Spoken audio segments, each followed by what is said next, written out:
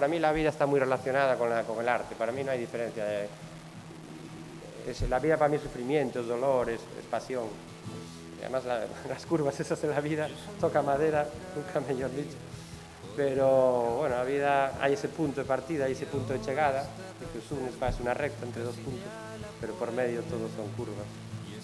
Calquera de ellas puedes quedar, ¿no? Más próximo al final, ya puedo sentir tierra seca tras la arena mojada y no me da la gana de pensar que nada es para siempre. Si esta canción se acaba, que acabe el mundo para todos, todos somos. Para mí a madeira é algo único, é algo que interactúas con el, que vas sintendo aí, escutando a música, vas sintendo as vetas, as ondas, vas... E o grabado, a xilografía tamén está feito con planchas de madeira tamén. É todo unha cosa... Non sabería explicar ben por que o lexín, pero penso que non vou deixarlo nunca, non a madeira.